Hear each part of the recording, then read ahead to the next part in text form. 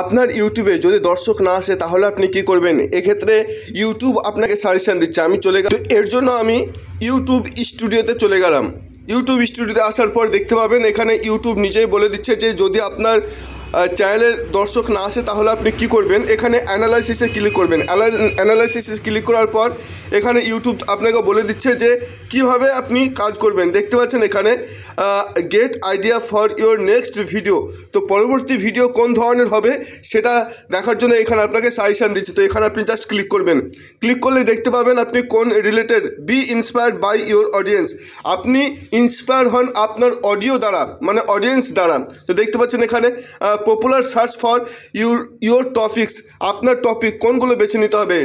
New earning app today, এই সম্পর্কে আপনাকে ভিডিও বানাতে হবে। West Bengal school service commission new update, WBP constable upcoming vacancy. তো এই সম্পর্কে যদি আপনি ভিডিও বানান, এটা ইউটিউব আপনাকে বলে দিচ্ছে যে এই টপিক সম্পর্কে যদি আপনি ভিডিও বানান তাহলে আপনার দর্শক বাড়বে। এবং এখানে কিছু সাজেশনও দিয়েছেন and result for those searches. এবং এই ধরনের ভিডিও দেখতে পাচ্ছেন এখানে, তো আপনাকে দেখানো হচ্ছে।